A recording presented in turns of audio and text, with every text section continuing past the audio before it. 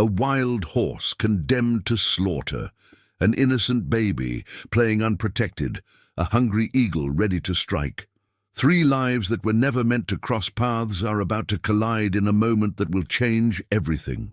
The rising sun painted the green hills of Vista Alegre Farm in golden hues, illuminating the freshly painted stables and the white fences stretching to the horizon.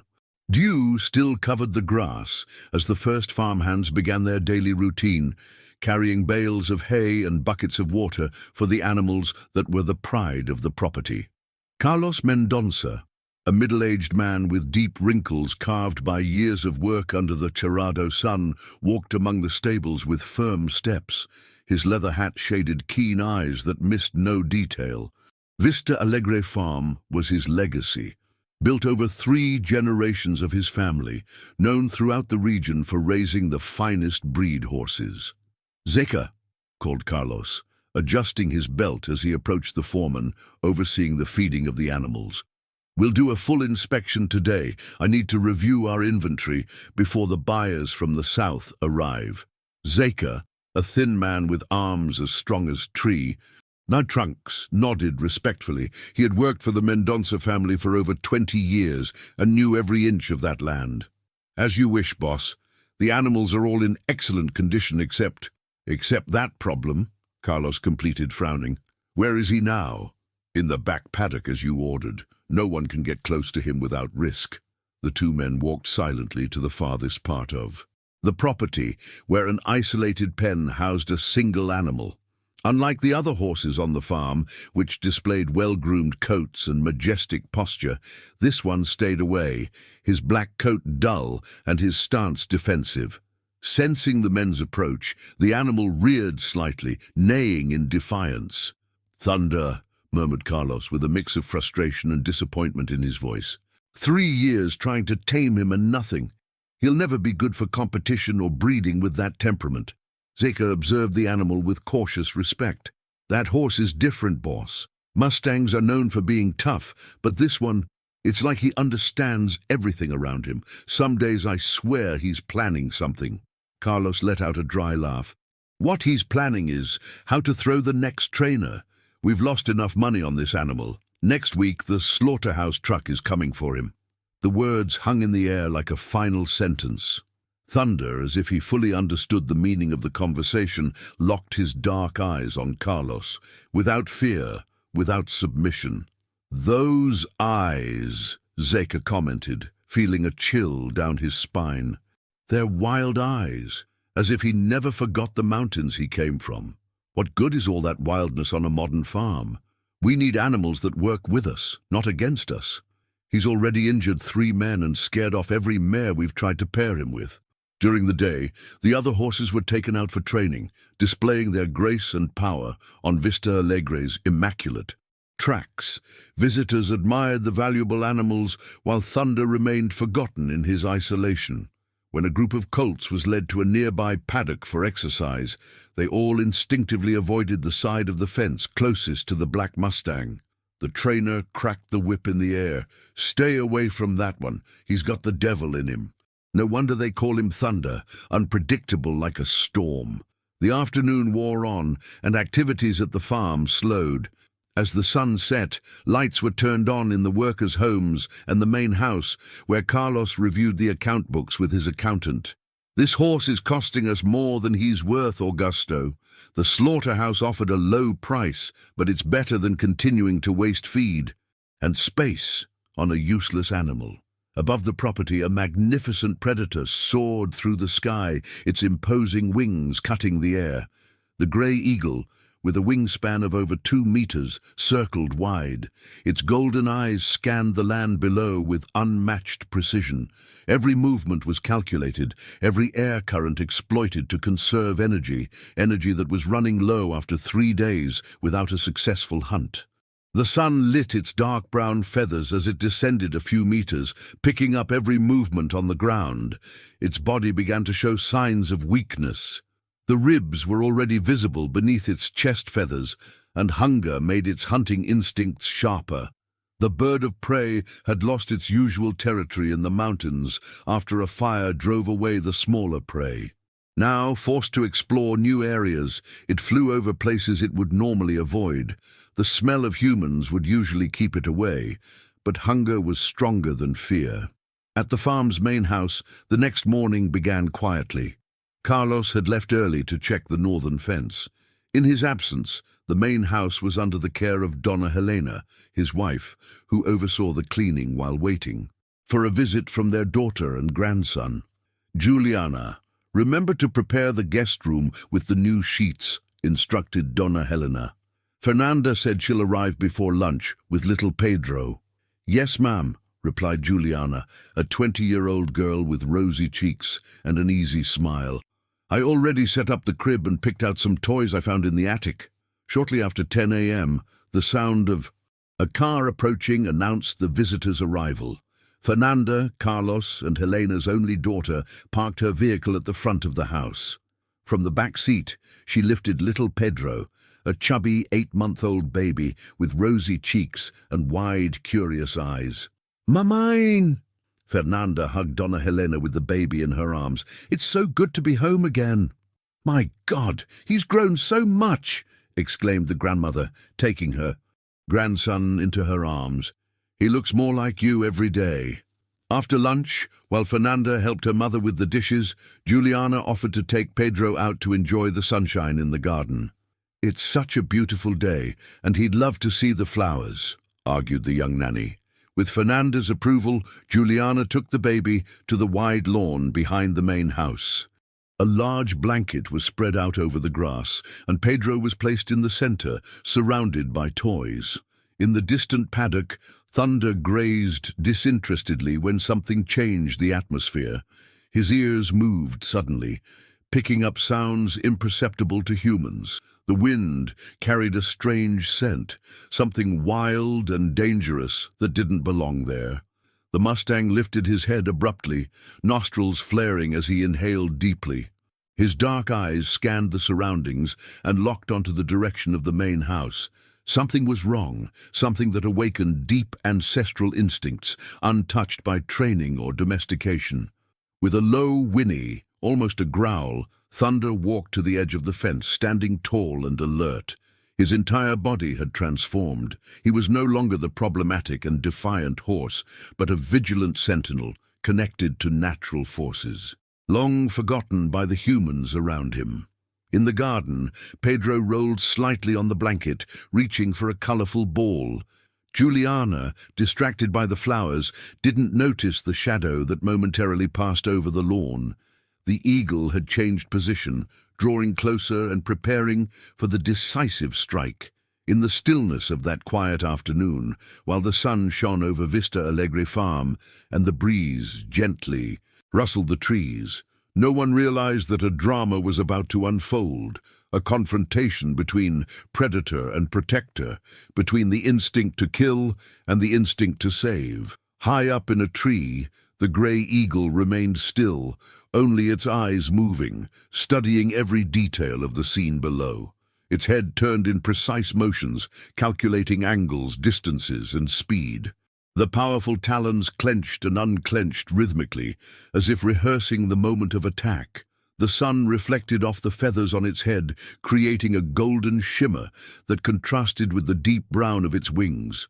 Burning hunger powered every cell in its body, transforming the majestic bird into a hunting machine focused on its target, the small, defenseless Pedro playing innocently on the blanket in the grass. The baby clapped his hands, delighted by a blue butterfly that had momentarily landed nearby.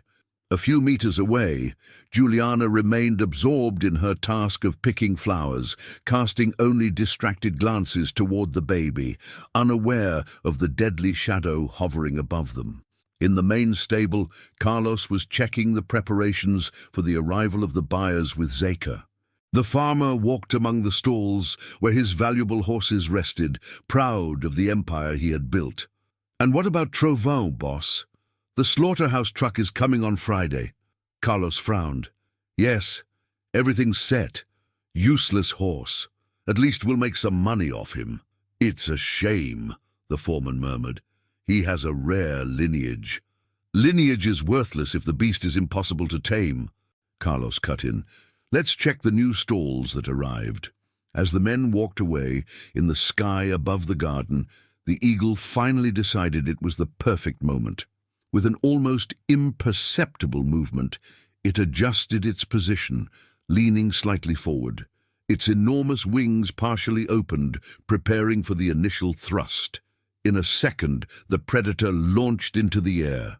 The movement was so fluid, so perfectly executed, that it barely made a sound. Powerful wings opened fully, supporting the bird's body as it began its fatal descent. The wind, stirred by the motion, made the tree leaves shake violently. Juliana barely noticed the change in the breeze, attributing it to a passing gust without ever lifting her eyes to the sky. "What a sudden wind!" she commented, holding the flowers that threatened to escape her hands. "I think I've picked enough. Pedro, time to go back to you." In the distant paddock, something drastically changed in Trovon's posture. The horse raised his head with a sudden movement. His ears moved frantically, picking up sounds no human could hear from that distance. His large black eyes scanned the horizon until they fixed on the direction of the main house's garden. That was when he saw the sinuous movement in the sky, the shadow descending at increasing speed. With a strong snort, Trovon lightly reared up, his front legs lifting a few centimeters off the ground before hitting the earth again. He scraped his hooves on the soil, agitating more and more, while his eyes remained fixed on the distant point where the baby played, unaware of the danger rapidly approaching. In the garden, the sunlight reflected off the predator's sharp talons, creating small metallic flashes that sliced through the air.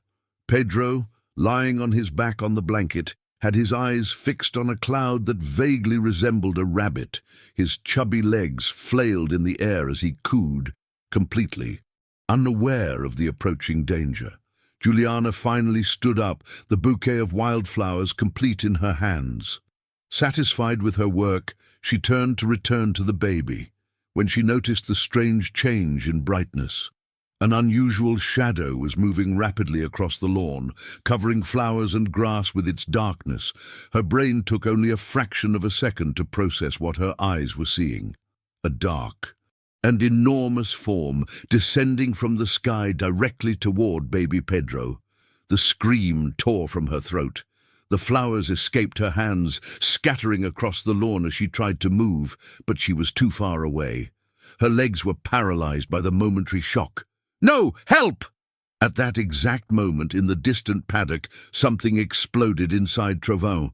All the restlessness, all the agitation that had consumed him in the last few minutes, culminated in an avalanche of primordial energy. With a deafening neigh that blended fury and determination, the Mustang reared on his hind legs, reaching an impressive height before crashing down with all his strength against the fence that imprisoned him. The wood, though sturdy, was no match for the violent impact. The planks cracked with a snap that echoed across the farm, fragments of wood flying in all directions. Without hesitation, Trovon attacked what was left of the barrier again, this time with a powerful kick from his hind legs. The fence collapsed completely, opening the way for his escape.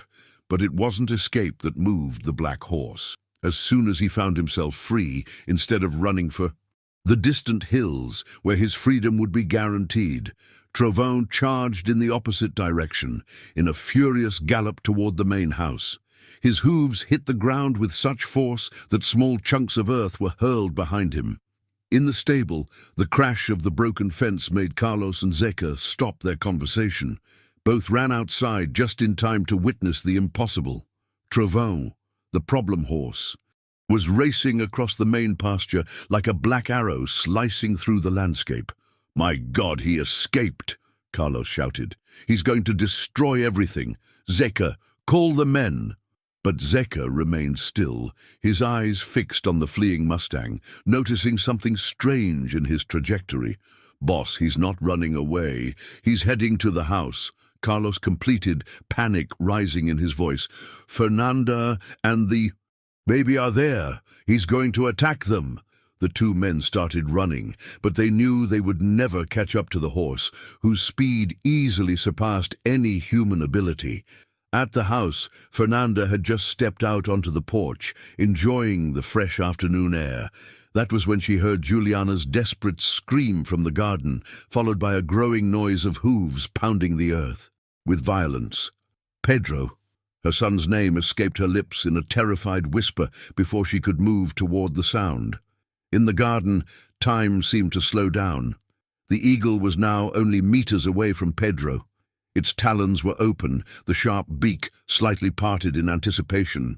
Juliana had begun to run, but the distance was too great, her movements far too slow against the predator's aerial speed. The baby finally noticed the growing shadow above him. His eyes widened, not in fear, he was too young to recognize danger, but in curiosity at that dark form blocking the sun. His tiny hands stretched upward as if wanting to touch that fascinating thing descending from the sky. And at that exact moment, the sound of thundering hooves filled the air. Trevaume had reached the garden. His arrival was so sudden, so impossible, it seemed like a supernatural apparition. The black Mustang crossed the lawn diagonally, his body a dark arrow, his eyes fixed on the precise point where baby and eagle were about to meet. In one last burst of his unbridled gallop, Trevaume jumped. His powerful body rose into the air with a grace that defied its mass, arching in a trajectory that placed him directly in the path of collision with the eagle. Time truly stopped in that moment, the black horse suspended in the air, the eagle with its talons extended, the baby with arms raised.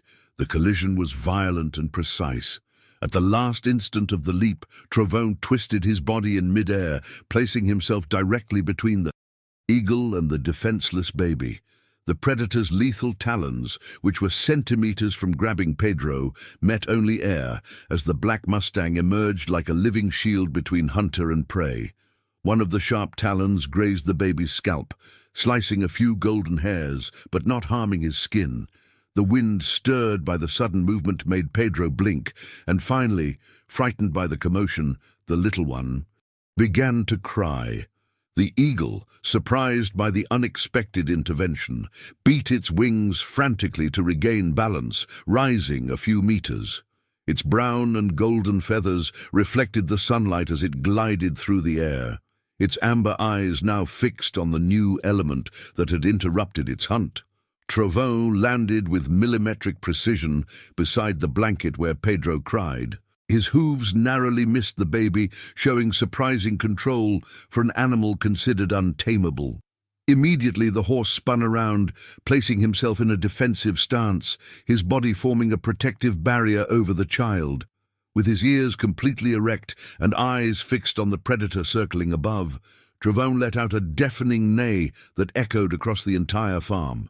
It was not a sound of fear, but a challenge, a declaration of war that transcended the boundaries between species. In a movement of pure defensive aggression, the Mustang reared on his hind legs, reaching almost 2 meters in height. His front hooves struck the air violently, creating a protective arc over the baby. The display of strength was enough to make the eagle temporarily retreat, flapping its powerful wings to keep its distance from the new obstacle. "My God in heaven," Zeka murmured, paralyzed by the unbelievable scene. "He's protecting the boy." Carlos couldn't utter a single word. All the color had drained from his face, his wide eyes fixed on the scene that defied all logic. The horse he had considered a danger, a problematic animal destined for slaughter, was deliberately placing itself between a deadly predator and his own grandson. Fernanda, still on the porch, finally managed to break her paralysis and began to run toward the garden. "Pedro!" The scream tore from her throat as she stumbled along the path, desperate to reach her son, only 20 meters away. The eagle had recovered from the initial shock and was now circling in the air. It analyzed the situation with the cold intelligence of an ancient predator. The hunger that consumed it was too powerful to ignore, and the human baby still represented the most vulnerable prey in sight. The new obstacle, the large black mammal, was just that, an obstacle to be overcome with a new strategy. The bird of prey began to trace smaller circles, gradually gaining altitude. Its eyes never left the baby, calculating angles and speeds for a new attack, this time considering the presence of the horse in the equation. Thunder returned to all fours, but his posture remained completely alert.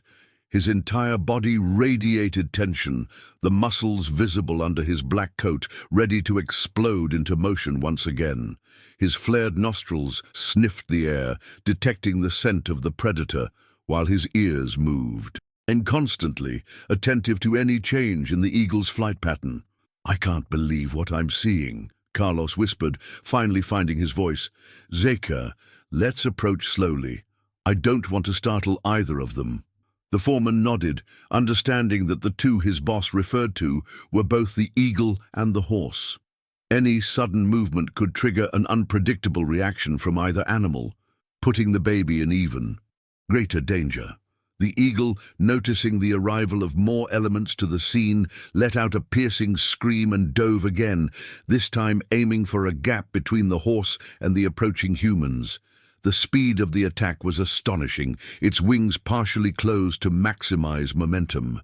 Thunder, neighing loudly, reared again onto his hind legs. The black mustang, so long restrained and rejected, released all his ancestral power in an open challenge to the predator, threatening the little human under his protection. The setting sun transformed his silhouette into an almost mythological figure, carved against the reddish sky, an unlikely guardian born of instincts that defied rational understanding. His mane billowed in the wind like a war banner. His eyes reflected the absolute determination of a protector willing to do anything.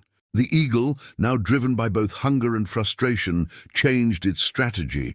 Abandoning the attempt to reach the baby, it recognized in the horse the true obstacle to be eliminated. With a precise movement, the predator dove directly at Thunder, its sharp talons aimed at the mustang's vulnerable neck, where the main veins pulsed beneath the black coat. The attack was so fast, it seemed like a golden blur slicing through the air.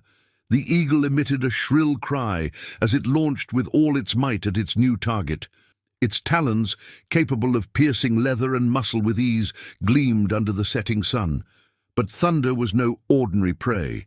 Millennia of evolution as a flight animal had endowed horses with extraordinary reflexes, and the wild blood flowing through the mustang's veins only intensified these abilities. In a movement that combined power and precision, the horse reared violently, rising onto his hind legs.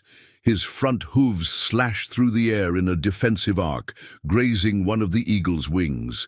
The impact, though not direct, was enough to throw the predator off balance. It let out a screech of pain and surprise. A few golden feathers detached, floating in the air, as the bird quickly withdrew. "That's it, Thunder!" Zeka shouted, unconsciously cheering for the horse that everyone once deemed dangerous. "Keep her away, boy!" Juliana, finally recovered from the initial shock, gathered all her courage. Taking advantage of the moment the eagle pulled back, the young nanny ran toward the baby, determined to rescue him. Her hurried steps, however, were betrayed by the uneven garden soil. Passing one of the flower beds, her foot slipped in the damp earth. Juliana lost her balance completely, falling hard with a frightened cry. "My ankle!" she moaned, clutching her leg with trembling hands. "I can't get up! Someone help Pedro, please!" Carlos, who had momentarily restrained Fernanda to keep her from putting herself in danger, now made a decision. With a swift motion, he passed his daughter to Zeka. "Hold her!" he ordered firmly. "I'm going for the boy."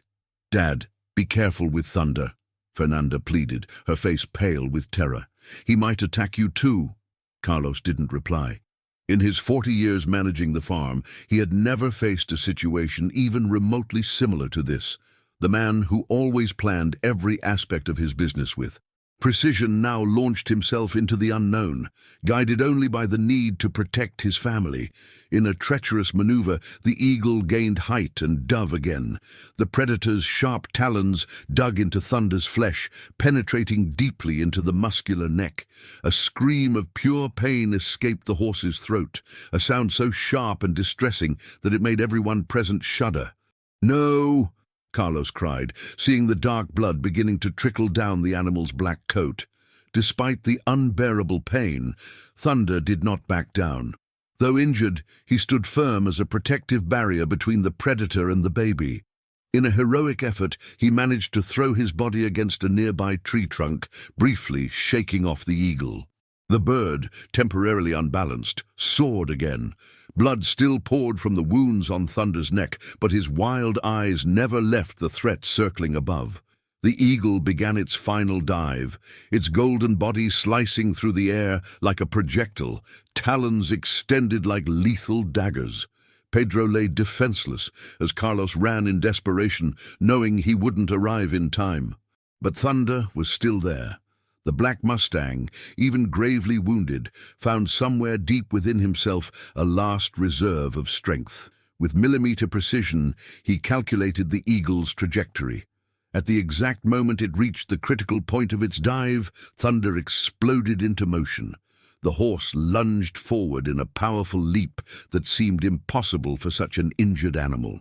His front hooves extended before him, struck the eagle squarely in the center of its body. The impact was deafening. The predator was thrown sideways, landing heavily several meters away. Thunder remained standing, visibly trembling, his body positioned as the final barrier between the baby and the fallen predator. Carlos, seizing the decisive moment, scooped Pedro into his arms, holding him tightly to his chest with a sob of relief. Fernanda ran toward him, taking her son into her arms, tears streaming freely down her face. The eagle, recognizing its defeat, beat its wings with difficulty, rising slowly and disappearing toward the mountains. Carlos turned to the Mustang. Thunder was still standing, but only through sheer willpower. The farmer cautiously approached the wounded animal, his heart pounding. He extended his hand and, for the first time, touched his coat. "Thank you," he whispered, words he had never imagined saying to an animal. "You are extraordinary." Thunder slightly moved his head, inclining it toward the farmer's touch. A mutual recognition between two beings who had gone from antagonism to understanding through the most unlikely of circumstances. In the days that followed, a remarkable transformation occurred on the Vista Alegre Farm. Thunder, once destined for slaughter, became the center of attention. His wounds healed, leaving visible marks on his neck, medals of honor for his extraordinary courage. The story of the horse who faced down an eagle to save a baby spread quickly through the region. The isolated stable where he had lived was replaced by a paddock near the main house, where Pedro, now fascinated by the great black horse, watched him daily. "Thunder is not for sale," became Carlos's automatic response to the many offers. "He's not just a horse, he's a member of the family." And on summer nights, when everyone gathered on the porch, Thunder would approach the fence, his black silhouette watchful against the starry sky. In those moments, the family remembered the truth they had discovered in the most dramatic way possible, that true nobility does not come from pedigree or appearance, but from the courageous choices made in the most critical moments of life.